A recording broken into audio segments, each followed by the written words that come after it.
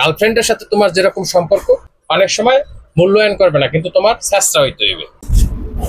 বস, আজকে সব জায়গায় গেছি, সবাই ফিরে গেছে, মালামাল কেউ রাখে না। এখন আমার পক্ষে সম্ভব না, বুঝছেন? পচা মাল লইয়ে মার্কেটে যাই, এই পচা মাল বেচা যায় না, দোকানদারদের পাওয়া সময় নষ্ট, দোকানদারে ডাকাডাকি করে পচা মাল রাখবে না কেউ। আপনার চাকরি আমার পক্ষে করা সম্ভব না, বুঝছেন? এই পচা মাল আমি চাকরি করতে পারবো না। আপনি তুমি এটা কি বললা? তোমার আমি 2 দিন ট্রেনিং করাইলাম, তুমি কি ট্রেনিং এর রুলস গুলো ফলো করছো? তোমার আমি বলছি না যে তুমি শুরুতেই যে দোকানে যে অর্ডার চাপো না, তুমি দোকানের সামনে যাবা, সুন্দর করে দেখবা যে দোকানদার কি মুডে আছে। যদি দেখো যে সে অ্যাংরি মুডে আছে, তুমি সুন্দর করে সাইড কাটাইয়া পাশের দোকানে যাবা, পাশের দোকানে যাই তুমি অর্ডার নেবা। দোকানের ভিতরে ঢোকার পরে তুমি প্রথমেই তাকে একটা সুন্দর করে আসসালামু আলাইকুম স্যার, সুন্দর করে একটা সালাম দেবা। সালাম দিয়ে যদি দেখো যে উত্তর দিয়েছে, তাইলে বুঝবা যে সে ভালো মুডে আছে। আর যদি দেখো যে না উত্তর দেয় নাই, তাহলে বুঝবা আজকে কাজ হয়েছে। দেখবা যে তাকে মালামাল সাজানো আছে কিনা। যদি দেখো যে সাজানো নাই, তোমারটাও আর অন্য যে কোনো কোম্পানিটাই হোক, তুমি সুন্দর করে ট্রাক্টরে ময়লা আন্দু যা আছে মুছিয়া পরিষ্কার করে সাজাই দেবা। এটা হল তোমার কাজ।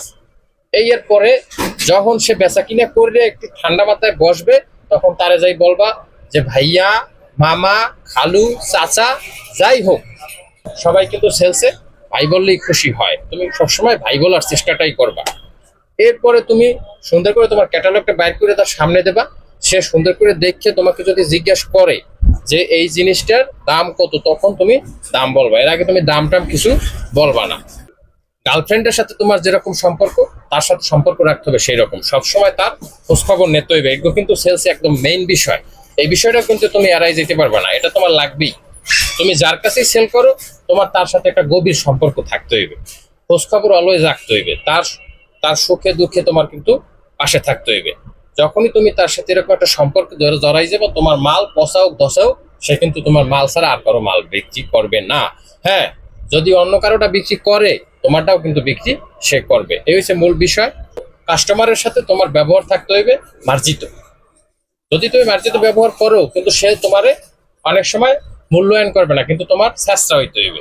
তুমি চেষ্টার মতো সুন্দর করে সে যাই বলুক না কেন, একটা হাসি দেবা। হাসি না দিলে কিন্তু তোমারে মূল্যায়ন করবে না। সে খারাপ কথা বলছে, তুমি কিন্তু গন্ডারের চামড়ার মতো সহ্য হইয়া তুমি জিনিসটাকে হাসি দিয়ে উড়াইয়া তারে বলবা যে বস, বিষয়টা আপনি ভালো বলেছেন, বিষয়ের সাথে আমি সমর্থন করি। যদিও সে ভালো বলে নাই, তারপরেও তোমার এটাকে সহ্য করতে হবে। এই সহ্য যদি তুমি করতে পারো, তাহলে তুমি আমার এখানে লং টাইম চাকরি করতে পারবা। আর নাহলে তুমি আমার এখানে তো দূরের কথা, কোনো জায়গায় তুমি চাকরি করতে পারবা না। এটা হলো সেলস। বস, আপনার কথা শুনে আমার আসলে মানে গায়ে হিট উঠছে, বুঝছেন?